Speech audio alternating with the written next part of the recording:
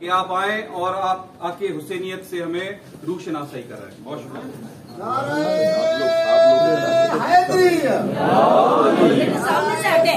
سامنے سے سائڈ ہو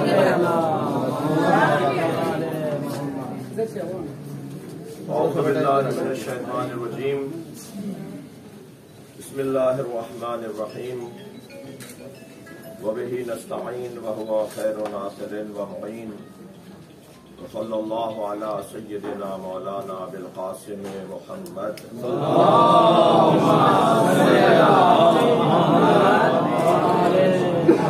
وآلہ الطیبین الطاہرین وصحبہ المنتجبین ولعنۃ اللہ علی اعدائہم اجمعین. اما بعد. قال الحکیم فی قرآن الکریم. بسم اللہ الرحمن الرحیم. ان ھذا لہو البلاء المبین وفدیناہ بذبح عظیم. سلام علی ابراہیم. سب سے پہلے میں حیدرآباد ڈسٹرکٹ بار ایسوسی ایشن کے تمام عہدیداران، خاص طور پر صدر محترم جناب خدا بخش لغاری صاحب، جنرل سیکرٹری فیض مغل صاحب، اور اسی طرح وائس نائب صدر جناب محمد عمران آرائی صاحب، جوائنٹ سیکرٹری نورین شیخ صاحبہ، اور لائبریری سیکرٹری سائقہ انصاری، اور اسی طرح جتنے بھی ٹرسٹیز ہیں، ان سب کے نام میرے سامنے لکھے ہوئے ہیں. آپ سب کا ممنون ہوں، اور بالخصوص آپ کے انتظام میں، آپ کے اہتمام میں جو آج تمام وکلاء برادری اور خاص شخصیات بھی باہر سے تشریف فرما ہیں، اور تمام قانون کے ماہرین جو یہاں تشریف لائے ہیں، آپ سب کا ممنون ہوں کہ حیدرآباد ڈسٹرکٹ بار نے ایک مرتبہ پھر اہل بیت سے اپنی محبتوں کا اظہار کرنے کے لیے مولا حضرت امام حسین علیہ السلام کی یاد میں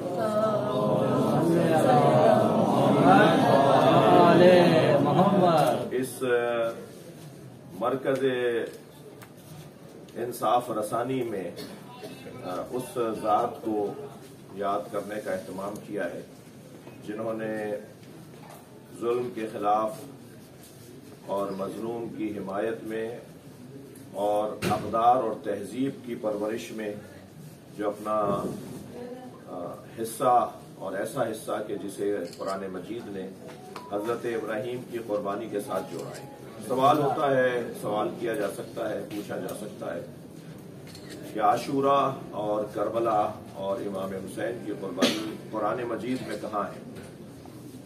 قرآن مجید میں حضرت ابراہیم کی قربانی کو اللہ نے سب سے بڑی قربانی بتایا ہے سورہ صافات میں، اور اس بڑی قربانی پر اللہ نے حضرت ابراہیم کو سلام کیا ہے. سلام علی ابراہیم، یہ اللہ کے الفاظ ہیں. سلام ہو ابراہیم پر. اللہ کی طرف سے سلامتی کا مطلب تو پھر یہی نکلنا تھا کہ ہزاروں سال گزرنے کے بعد بھی حضرت ابراہیم کی یاد میں مکے میں تمام پیسے والے مسلمان پہنچتے ہیں، کیونکہ حج تو وہی کرنے جاتا ہے جس کے پاس پیسہ ہوتا ہے. سارے پیسے والے مسلمان حضرت ابراہیم علیہ السلام کو سلام کرنے کے لیے مکہ پہنچتے ہیں، مینا عرفات پہنچتے ہیں، اور مقام ابراہیم پر جو ہے وہ جا کر حضرت کو اپنی عقیدتوں کا اظہار کرتے ہیں. اس قربانی کو حضرت احدیت اللہ نے سورہ صافات میں یہ کہہ کر یاد کیا کہ ابراہیم کی جو بڑی قربانی ہے وہ بیٹے کے گلے پہ چھری چلانا ہے. ان ھذا لہو البلاء المبین. سب سے بڑی قربانی بلاء مبین. بلا کہتے ہیں عربی میں آزمائش کو. ابتلا، بلا، مبتلا، کرب و بلا، کرب اور آزمائش. بلا یعنی آزمائش، امتحان. ہم نے ابراہیم سے سب سے بڑا امتحان لیا کہ جب کہا کہ اپنے بچے کے گلے پہ چھری چلا دو، اور انہوں نے ایسا کیا. پہلے اپنا مال اللہ کی راہ میں دیا، پھر حضرت ابراہیم نے اپنی جان اللہ کی راہ میں دی، آگ میں چلے گئے، اور نظریے سے ہاتھ نہیں اٹھایا، اپنے عقیدے سے ہاتھ نہیں اٹھایا، اپنے خیال سے، اپنی فکر سے ہاتھ نہیں اٹھایا. اس پہ ڈٹے رہے یہاں تک کہ انہیں آگ میں پھینک دیا گیا. آگ میں جاتے ہوئے بھی بڑے مطمئن رہے. جب آگ میں پھینکا جا رہا تھا تو اللہ کی مخلوق، خاص طور پر فرشتوں میں ایک تلاطم تھا. تو فرشتوں نے اللہ سے درخواست رکھی کہ اللہ تیرا خلیل جلایا جا رہا ہے اور تیرا نظام دیکھ رہا ہے. تو اللہ نے فرشتوں سے کہا کہ جا کے خود پوچھ لو میرا خلیل کیا چاہتا ہے. تو جبریل امی سارے فرشتوں کی طرف سے نمائندگی کرتے ہوئے جب حضرت ابراہیم کی خدمت میں پہنچے تو ان سے پوچھا کہ ابراہیم کیسا محسوس کر رہے ہو؟ تو انہوں نے کہا میں اللہ کی راہ میں اپنے آپ کو حاضر محسوس کر رہا ہوں, اس سے اچھا لمحہ میری زندگی میں نہیں آیا. تو جبریل نے کہا حل لک حاجت یا ابراہیم, اے ابراہیم کوئی حاجت, کوئی کام, کوئی بات, کوئی حکم فرمائیں, کچھ فرمائش. تو حضرت ابراہیم نے فرمایا کہ علمہ بحالی یغنی عن سؤالی, میرا اللہ مجھے دیکھ رہا ہے, اس سے زیادہ میری کوئی حاجت ہی نہیں. سب سے بڑی حاجت میری یہ ہے کہ میرا اللہ میرے سارے کاموں کو دیکھ رہا ہے. تو یہ جب حضرت ابراہیم نے آگ میں کود گئے تو پھر اللہ نے حضرت ابراہیم کے لیے آگ کو گلے گلزار بنایا. وہ بھی قرآن اسی سورے کے اندر سب کچھ ہے. یا نار کونی بردن و سلاما, اے آگ ٹھنڈی پڑ جائے, اللہ کا حکم آیا اور بھڑکتی ہوئی آگ ٹھنڈی پڑ گئی. پھر حضرت ابراہیم نے اس کے بعد بڑی قربانی دی ہے, جو اپنی جان سے زیادہ انسان کو اپنی اولاد عزیز ہوتی ہے, اپنی اولاد کی خاطر اپنے آپ کو بھی قربان کر دیتا ہے. مگر ایک حکم ہوا کہ اپنے بچے کے گلے پہ چھری چلا, اور حضرت ابراہیم نے چھری چلا دی. باقاعدہ گلا کٹتا ہوا, پٹی تو باندھی ہوئی تھی آنکھوں پر, بچے کے بھی ہاتھ پیر باندھ دیے تھے کہ وہ اگر تڑپے گا تو میرا دل نرم نہ پڑ جائے, آنکھوں سے دیکھوں گا تو مجھ سے برداشت نہیں ہوگا. لیکن حضرت ابراہیم نے جب چھری چلا دی, گلا پورا کٹ گیا اور پٹی کھول کر اپنی آنکھوں کی دیکھا تو وہاں دمبا ذبح ہوا تھا اور حضرت اسماعیل زندہ برابر میں کھڑے ہوئے. تو حضرت ابراہیم نے اپنے بچے کے بچ جانے پر خوشی کا اظہار نہیں کیا, بلکہ روتے ہوئے کہا کہ اللہ میری قربانی قبول نہیں ہوئی. تو جواب آیا کہ ان ھذا لہو البلاء المبین, یہ سب سے بڑی آزمائش تھی ابراہیم. سلام علی ابراہیم, سلام ہو تم پر, تم نے اتنی بڑی آزمائش میرے کہنے پہ دے دی. وَفَدَيْنَاهُ بِذِبْحٍ عَظِيمٍ, ہم تم سے قربانی لیں گے مگر تمہاری اولاد سے لیں گے, اور ایک مدت کے بعد ہم اس قربانی کو ایک اور قربانی پر موخر کر دیں گے. جسے علامہ اقبال نے کہا کہ اللہ اللہ بائے بسم اللہ پدر, مانیے ذبح عظیم آمد پسر. بے کے نیچے کا نقطہ, کیونکہ مولا علی کا فرمان ہے انا نقطہ تحت الباء, میں بے کے نیچے کا نقطہ ہوں. یہ مولا علی کا عجیب فرمان ہے, اس کے اوپر کبھی اور بات ہو. علامہ اقبال اس مولا کے فرمان کو کہتے ہیں اللہ اللہ بائے بسم اللہ پدر, مانیے ذبح عظیم آمد پسر. اور جو ذبح عظیم قرآن میں لفظ آیا ہے وَفَدَيْنَاهُ بِذِبْحٍ عَظِيمٍ, اس کا جو مطلب ہے وہ پسر علی ہے, یعنی حسین. تو حضرت امام حسین کی قربانی سب سے بڑی قربانی ہے, اور یہ وہ قربانی ہے جو خود اقبال کہتے ہیں حقیقت ابدی ہے مقام شبیری.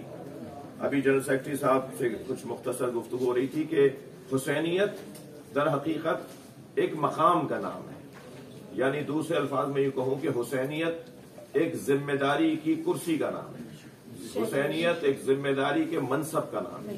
جو بھی ذمہ دار ہوگا وہ حسینی ہے, اور جو غیر ذمہ دار ہوگا, جس کو یہ احساس نہیں ہے کہ میری ان حرکتوں سے معاشرہ خراب ہو جائے گا, جیسے یزید اس وقت کا ایک بڑا نام, آج بھی اگر کوئی اسی روش پہ چلے کہ میری کسی بھی حرکت سے, میرے کسی بھی جملے سے, میری کسی بھی بات سے معاشرہ تباہ ہو جائے گا اور اسے معاشرے کی تباہی کی کوئی فکر نہیں ہے, صرف اپنا مطلب عزیز ہے, تو وہ یزیدی مزاج ہے. اور حسینی مزاجی یہ ہے کہ ذمہ داری کی ادائیگی ہو, فرائض کی ادائیگی ہو, اپنے آپ کو ذمہ دار سمجھے. یہ معاشرے کا ایک فرد نہیں ہے بلکہ پورا معاشرہ ہے, کیونکہ یہ بگاڑ سکتا ہے, یہ بنا سکتا ہے. جب یہ بگاڑ بھی سکتا ہے, بنا بھی سکتا ہے, تو یہ فرد نہیں ہے, معاشرہ ہے.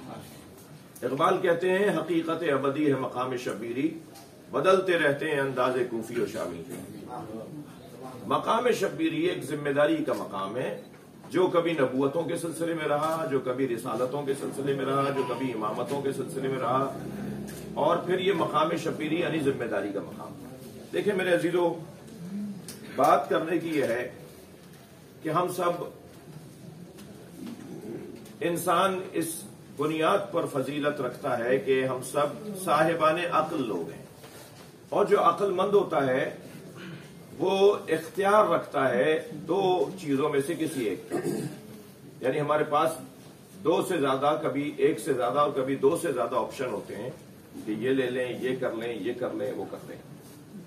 ہم عقل کی بنیاد پر کسی ایک کا انتخاب کرتے ہیں اور پھر اس پہ عمل کر رہے ہوتے ہیں. بات در حقیقت یہ ہے کہ حسینیت کا پیغام ہمیں اس صحیح انتخاب کا پیغام ہے. ہم اپنے اپنے زمانے میں اپنی اپنی کربلا میں ہیں. यानी हम अपने उस मकाम पर हैं जहां हमें अपनी जिम्मेदारी अदा करनी है। हर दिन हमारे लिए आशूर का दिन हो सकता है और हर जमीन हमारे लिए करबला की जमीन हो सकती है। करबला की जमीन का मतलब यह है कि जहां मुझे अपने फरीजे को अदा करना है। कभी मुमकिन है ये हैदराबाद डिस्ट्रिक्ट बार आपके लिए करबला की जमीन बने कि आज मुझे आजमाइश देनी है, और मुमकिन है कभी घर में, और कभी मुमकिन है आपकी जमींदारी है, आपका कारोबार है, वहां यानी सही चीज का इंतखाब, सही बात का इंतखाब, ये दर हकीकत करबला का पैगाम है। हम लोग सब आब हयात पी कर नहीं आए। हम में से कोई भी हजरत खिज़र की तरह नहीं जिंदा रहेगा। हजरत खिज़र, हजरत इदरीस, हजरत इलियास, हजरत ईसा अलैहिस्सलाम और हजरत इमाम मेहदी जिंदा है। 4 नबी जिंदा है, एक हजरत इमाम मेहदी इमाम जिंदा है, और चारों नबी हजारों साल से जिंदा है। यानी 4 अल्लाह जिसकी उम्र चाहे बढ़ा दे, अल्लाह जिसकी उम्र को चाहे हजारों साल पे मोहित कर दे। सब सुन्नी शिया, और ये बात भी जहन में रहे कि मैं जब हकीर फकीर आपकी मोहब्बतों का मारा जब बात करता हूं तो मैं सुन्नी और शिया दोनों हूं तब बात करता हूं। यानी जितना मैं शिया हूं इतना ही मैं सुन्नी भी हूं। कोई ऐसी बात नहीं होनी चाहिए, मैं बिल्कुल नहीं करता। और अगर कहीं किसी ने कोई क्लिप काटा पीटा देखा हो तो वो आगे पीछे को काट कर बात होती है।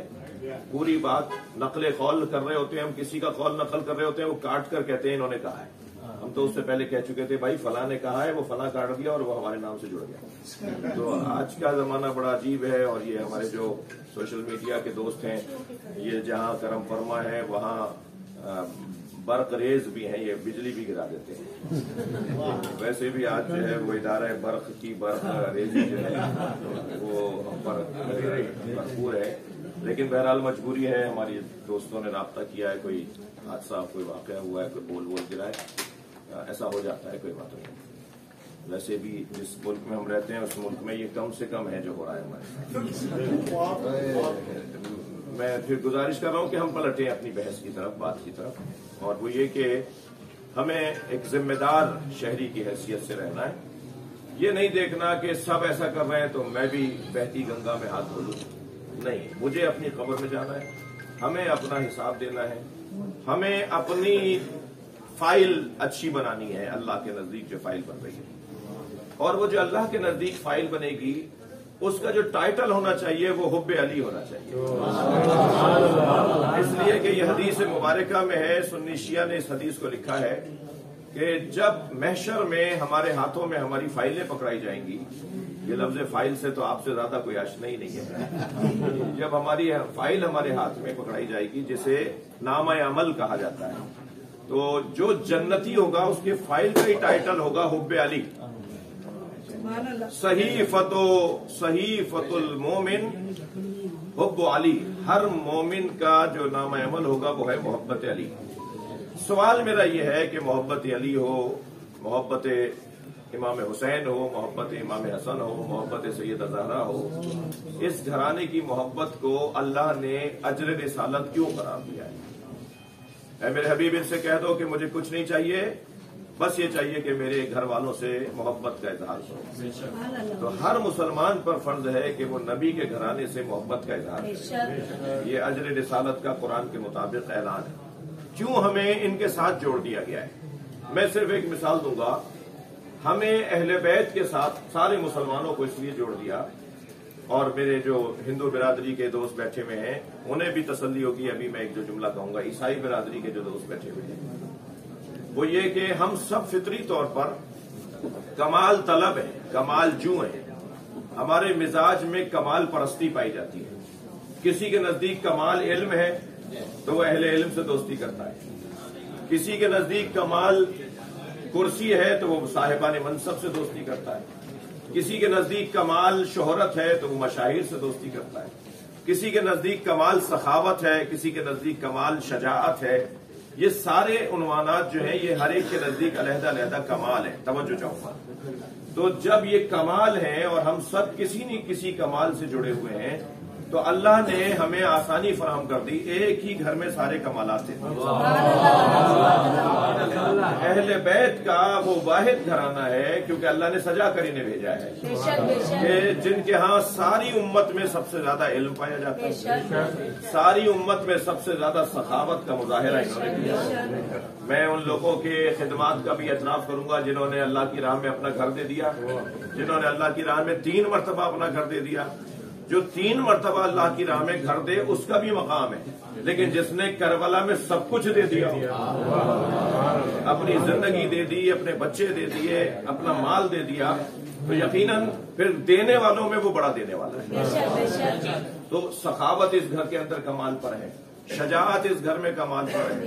शोहरत का तो आलम यह है कि जमीन वालों से ज्यादा आसमान वाले जानते हैं।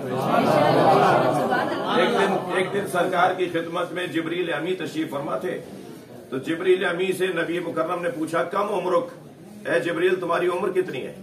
तो जिब्रील अलैहिस्सलाम ने फरमाया या रसूल अल्लाह नजमुन यतलऊ मिनस समा बाद 70 अल्फ सना, एक सितारा है जो 70,000 साल बाद निकलता है, मैंने उसे 70,000 मरतबा देखा है, ये मेरी उम्र है। तो नबी ने फरमाया आज देखोगे तो पहचान जाओगे? तो उन्होंने कहा या रसूल अल्लाह मैंने तो 70,000 मरतबा देखा है, एक लम्हे में पहचानूंगा। सामने से मौला अली आते नजर आए, तो नबी मुकर्रम ने आवाज दी या अली खुजिल अमामतान जिबतिक। अच्छा आज हमसे आप अरबी मांगा करें ताकि आप खुद भी सर्च कर लें कि मैं सच बोल रहा हूँ या गलत कह रहा हूँ।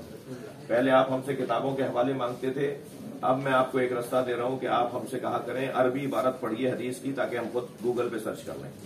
तो आज बहुत आसान हो गया है मुझे सच्चा और मुझे गैर सच्चा साबित करने के लिए, यानी हम खतीबों को या आप अरबी में आयत मांगे हमसे या हदीस कहिए अरबी में सुनाइए, तो आज गूगल पे आपको सब कुछ मिल जाएगा। इसके हवाले कितने हैं, कौन कौन से सुन्नियों ने कौन कौन से शियों ने इसको लिखा है। तो मौला नबी ने फरमाया या अली अपना मामा अपने सर से हटाइए। मौला अली ने जब अपना मामा हटाया तो जिब्रील खड़े होकर कहने लगे वो जो पेशानी पे निशान है हाज ही नजमुल लदी,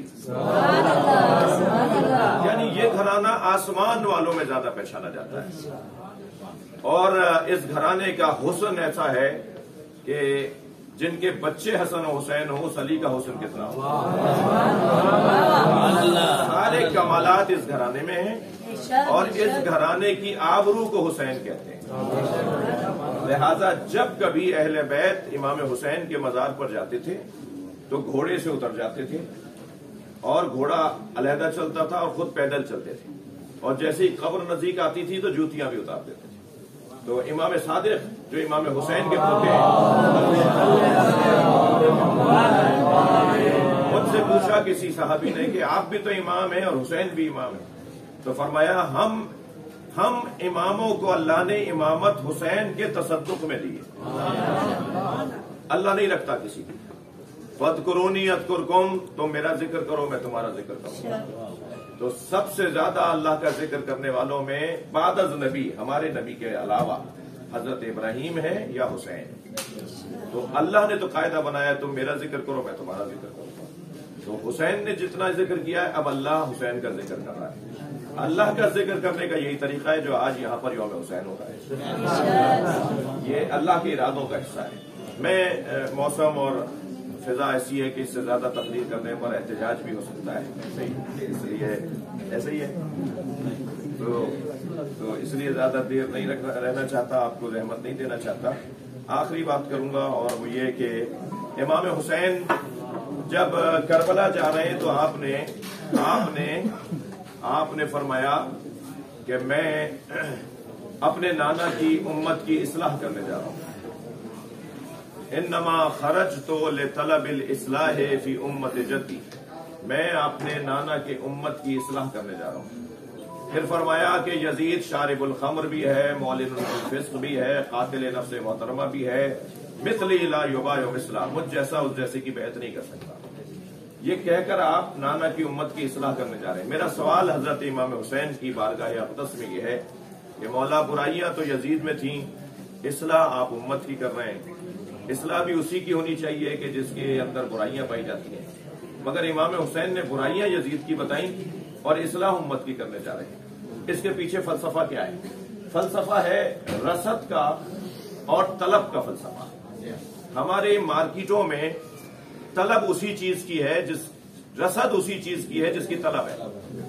वही चीज मार्केट में रखी जाती है जिसे मांगा जाता है, जिसकी मार्केट अच्छी होती है उसे मार्केट में रखा जाता है।